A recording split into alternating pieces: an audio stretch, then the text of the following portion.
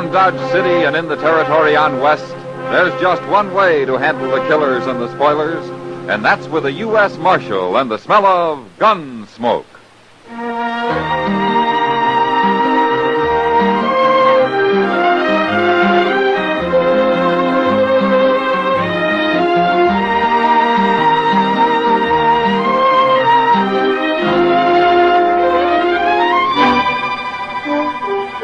Gunsmoke, starring William Conrad, the transcribed story of the violence that moved west with young America.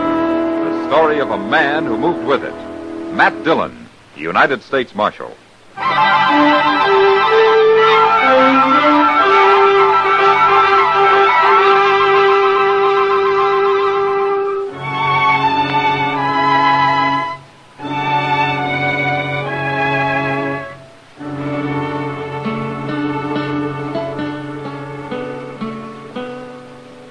I turned them all loose, Mr. Dillon, like you said.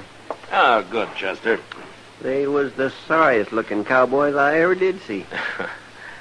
I guess I didn't really hurt any of them, Chester.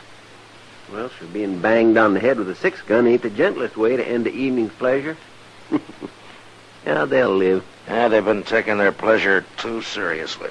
Yes, sir, but things quieted down a little last night after you locked up them 5. There might have been real trouble otherwise. I just don't know what's got into everybody lately, Mr. Dillon. Well, it goes like that, Chester. Things will be peaceful enough for a while till some wild outfit like this drag our herd hits town. Then you gotta come down on them hard and fast before they really get the bit in their teeth. You sure did last night. Well, it isn't over yet. You Marshal Dillon? Yeah, I am. My name's Rance. Well, I'm glad to know you, Rance.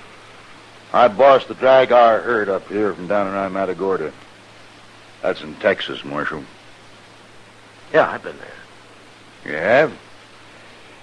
Well, you better not go back. Oh? We might give you the kind of welcome you're giving us. What's your complaint, Rance? Buffalo and my men. 5 of them come into camp this morning with blood in their hair. They said you'd done it. Yeah, I did. And if I hadn't, they might have been shot. Or shot somebody else. It's a good thing for you. You took them on one at a time. I'd have taken them anyway. Look, Rance, this town was on the edge of a riot last night. I stopped it.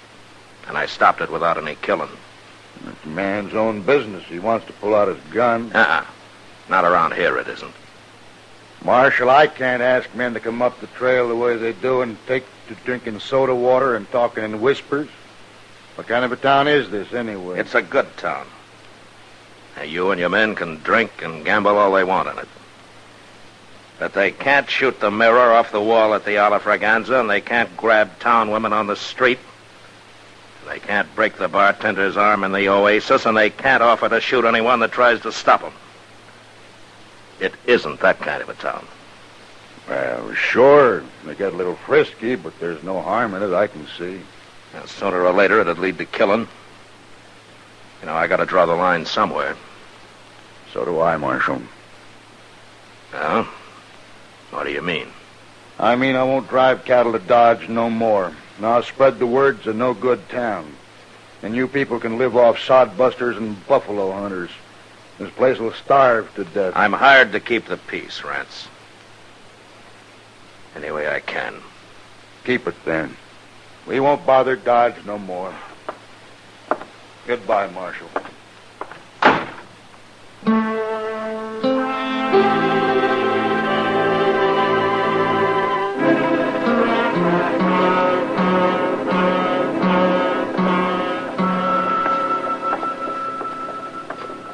You want me to go in with you, Mr. Dillon? No, Chester. You better wait outside. Okay, sir. What do you think they're up to, anyway? Well, Green told you it was a businessmen's meeting, didn't he? Yes, sir. And I expect they're worried about business. Here we are. I'll be out shortly. Yes, sir.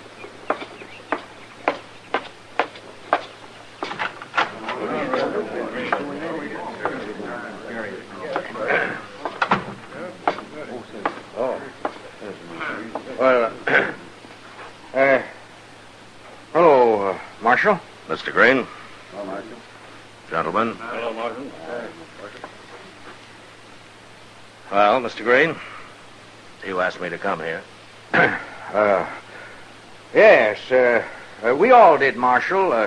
Mr. Pepper and Mr. Howe and, well, all of us. Practically every man who does business in Dodge is here. Uh-huh. I don't see Rance. He says he does business here, too. He sure does.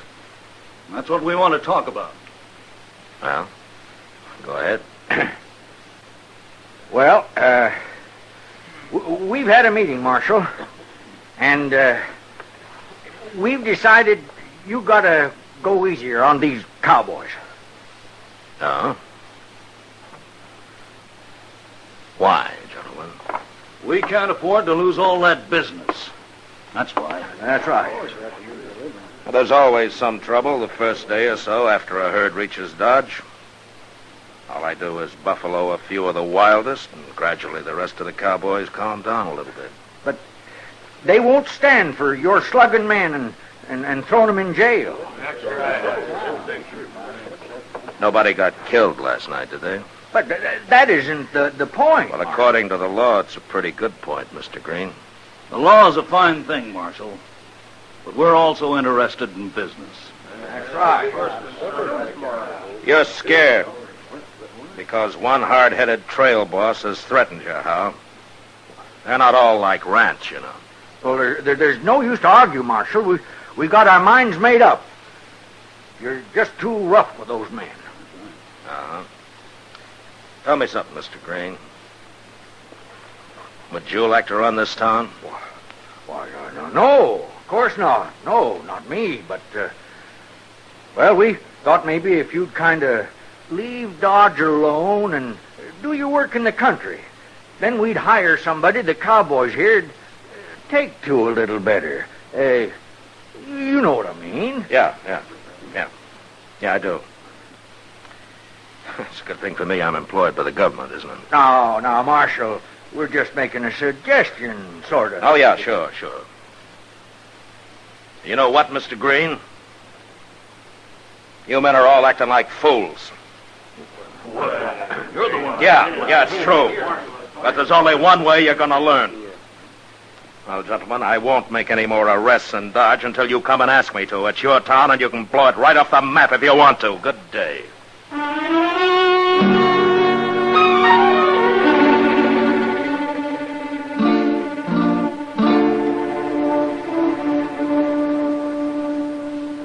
I got the mail, Mr. Dillon. What there was. Well, I'll look at it later, Chester. We're going to have a lot of time. Yes, sir. But you just wait till the word gets out that Dodge is wide open. There's going to be nothing but trouble. Yeah, maybe. But this is the only way I can handle it. They won't listen to me otherwise. Excuse me, Marshal. Well, what for? Well, I don't want to bother you none, but I thought I'd better come and see you. Well, you're not bothering me. I sure hope not. Well, what can I do for you? Marshal, you don't know me, but I've heard about you. And Yeah, it seems like a lot of people have lately. I know. Marshal, Well, go ahead, mister. There's nothing to be afraid of. I'm the new constable. What? The new constable. They picked me. I had to take it, Marshal. I'm so broken all. You sound like you're apologizing. Well, I guess I am. Well, I didn't want you to be mad at me. I needed the money, and that's why I'm doing it. That's all right. Somebody had to take the job. I Yeah. just didn't know they were going to call it Constable. Well, they want it to sound as peaceful as possible, I guess. Yeah, sure. Well, what's your name, mister? Willard? Willard? Yes, sir. Willard Band. Yeah. Well, where are you from, Willard? Well, sir, I used to be a cowboy, but then I got so fat and all. I just sort of work around wherever I can. I've been awful broke. Yeah, you Marshal. mentioned that. Yes, sir. How come you're not wearing a gun? Well, shucks, Marshal, I don't never wear no gun. I don't even know how to use one very good. Well, then you're a whole lot better off without one. I don't aim to get in any fights, Marshal. If there's any trouble, maybe I can just sort of talk him out of it. Yeah, maybe. Well, Willard, I wish you a lot of luck. Well, thanks. I got to be going now, Marshal. I'm on pay already. So long. So long, Marshal. So long, mister. So long. Oh, my goodness, Mr. Dillon. Yeah, I agree, Chester. They will ruin that poor fellow if he tries to stop him. He won't even raise his voice against him. But they sure might ruin Dodge.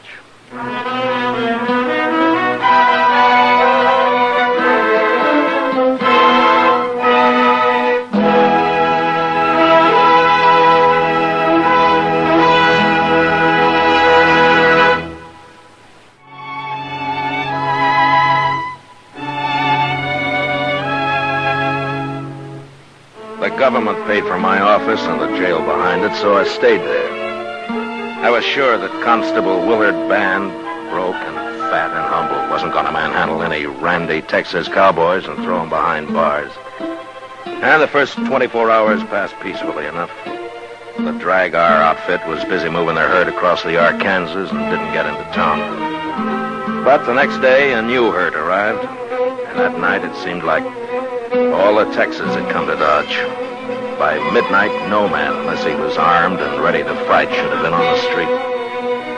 It was Doc who told us what it was like when he came into the office where Chester and I were sitting it out playing a little two-handed 21.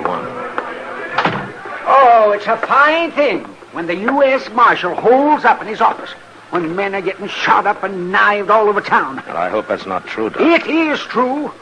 I just come back from trying to save the second victim. The first one's already dead. Cowboys or citizens? Cowboys. They'd have been citizens, I suppose. Those dunderheads would have been in here on their knees begging you for help. I don't want them on their knees. Oh, I know, Matt, but it's getting worse. Why, that last fellow, they wouldn't even let me bring him back to my office. They said he might as well die right there on the floor of the Texas Trail. They did? They sure did. And they ran me right out of there. They what? They took me by the arms and they half-carried me as far as the door. Oh, yes, but I called them everything I could think of while they were doing it. You think that man's dead yet, Doc? He will be soon, if I don't get into where I can work on him. All right, we're going over there and get him. Come on, Chester. Yes, sir. I told him I wouldn't make any arrests, and I won't. But nobody's going to stand between Doc and a wounded man.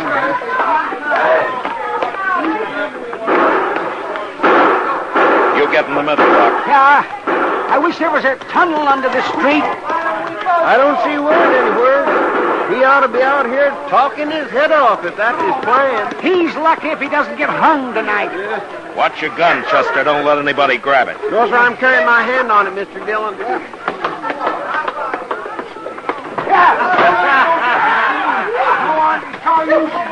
He's right over there, Matt. He's lying in front of the bar. All right. All right, get up. Come on, make room here. Oh, will you? All right, go ahead, Doc. See if he's still alive. All right. Let me look at him here. Oh, he doesn't look very good. I thought you'd quit, Marshal. I haven't quit, Rance. What are you doing here, then? A man's dying. It was a fair fight. We believe in dying where we fall, Marshal. We don't need no help. I won't even argue with you, Rance, but the first man that interferes with Doc's going to die on his feet. And if you can't understand it any other way, just put it that Doc's a friend of mine. Is that clear enough for you? Now, men, let's don't have no trouble in here. Let's talk it over and settle this thing peacefully. Yeah. Oh, it's you, huh, Marshal? Hello, Willard. Well, I'm having a terrible time, Marshal. Yeah, I can see that. Matt, How is he, Doc? he's bad, but I just might save him. Okay, Doc. Willard, Yes, sir. help Chester carry the man over to Doc's office. Huh? Sure, Marshal, sure. Leave him be, Constable. That's enough, Rance. Let him die in peace, I say. Rance, I'd throw you in jail, but I said I wouldn't make any arrests. And why don't you get out of here while you still can? Now get up! All right! I want to shoot the first man that touches a gun. Chester, Willard, get moving. We got him. Come on, Willard. You lead the way, Doc. That's all right, Doc. Let's hurry. That man won't live long if we don't.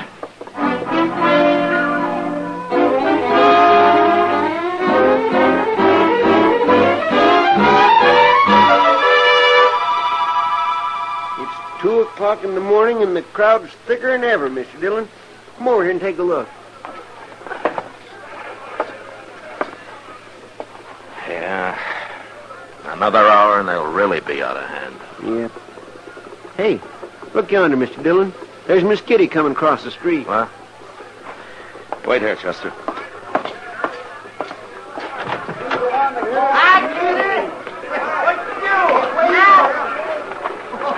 What are you doing out here, Kitty? I was trying to find you.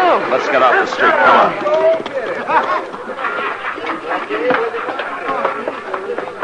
Oh, phew. Getting worse. Hello, Chester. Hello, Miss Kitty. You shouldn't have gone out in the street, Kitty. It's no worse than the Texas Trail. Then you ought to go home. I am. I'm all through till somebody puts a lid on this town. That Rance is over there right now, Matt, getting drunk and calling for blood. There's been enough blood around here already. How is he, the one you got out of there? Well, Doc was down a while ago. Said he took the bullet out and he thinks he has a chance now. Oh, good.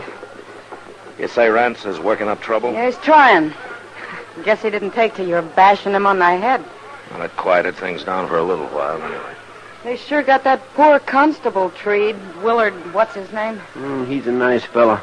I hope they don't hurt him none. When I left, they had him dancing on the bar. He looked about to cry. Well, that's harder on the bar than 'tis on Willard. He's about the one fattest peace officer I ever did see. He's going to be fatter than ever after tonight. Every time he opens his mouth to talk, somebody pours a glass of beer down him. It's sort of pitiful, Matt. Yeah, it's worse than that, Kitty. I know. That's why I got out of there. You can kind of feel when a crowd like that starts to get real mean. Gracious, listen to him out there. I'm not even staying in town tonight. I'm going out to Ma Snyder's. That's a good idea, Kitty. Chester, you go along with her, huh? All right, sir. I better stick around. All right, now. What's Mr. Green and Mr. Pepper and...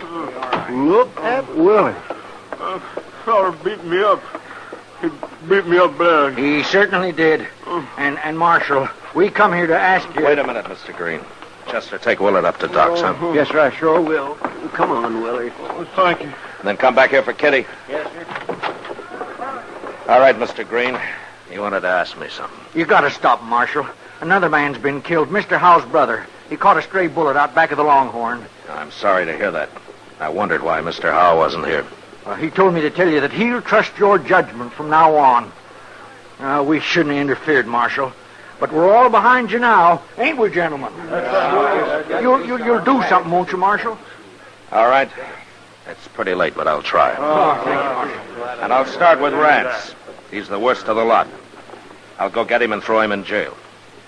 But before I go, I want every saloon keeper in Dodge to put out his lights and close up. Now, you gentlemen will have to pass the word for that. I don't want to be seen till I go for Rance. Oh, we'll do it, Marshal. We'll do it right now. All right, then get going before it's too late.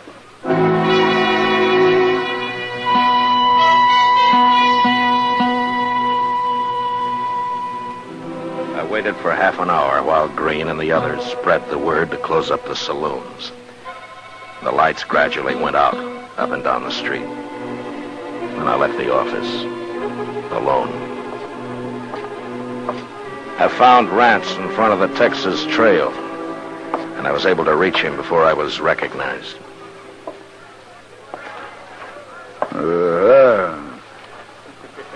Marshal's back. Let's shoot him, man. You better get out of here, Marshal. We ain't in no mood to fool. Neither am I. The street's closed, Rance. Now go on back to your camp. We ain't going nowhere. It'll open up again tomorrow night. Now, you're welcome to come back then. There won't be no town by tomorrow. Yeah. Let's set it afire, man. Rance, shut up. I won't shut up. You're going to jail. I'm what? Leave him be, Marshal. You want to fight, mister? Rance here's too drunk. He wouldn't have a chance, but you might. He's right, Pete. I'd never make it. You draw on him. Go on, shoot him. Well, I'm waiting, cowboy. I ain't no gunfighter. Go on, you coward. No. Why should I die? This ain't my business anyway. Somebody do it then. I'll fight any man here. And I'll fight him fair. Not me. No, I don't mean me. Then I'll have to try it myself. Don't do it, Rance. He'll kill you. Get out of my way. No, you don't. No, give me that gun, Pete. I'll keep your gun. Give me it. Cut it out, Rance, or I'll slug you. Now, that was smart of you, mister. But he's still going to jail. You got a lot of nerve, Marshal, bucking a crowd like this. I'm not bucking a crowd. I'm one man against any other one man here. You cowboys aren't built that way. I've been in Texas, too, mister. Guess you win, Marshal. Yeah, it looks that way. All right. Now, do you want to take Rance to jail, or do you want me to do it? Well, his head might be less lumpy tomorrow if I do it, Marshal. Start walking, Rance.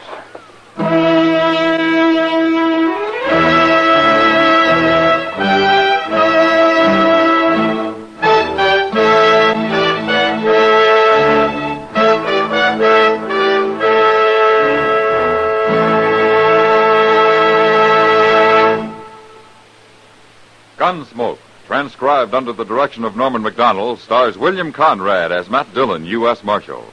Tonight's story was specially written for Gunsmoke by John Meston, with music composed and conducted by Rex Corey.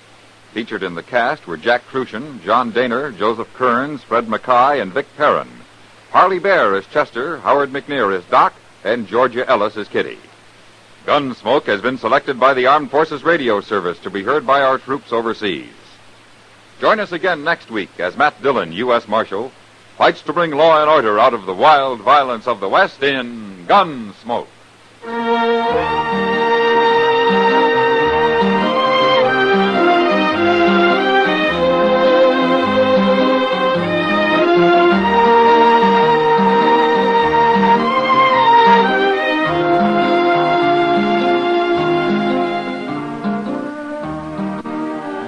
Monday night, hear Van Heflin as one of America's most notorious criminals in a thrilling fact drama titled The Last Days of John Dillinger. Radio's outstanding theater of thrills, suspense, traces Dillinger's last daring escape, his desperate last resort of plastic surgery to change his appearance, and finally, his involvement with two women who brought him trouble and disaster.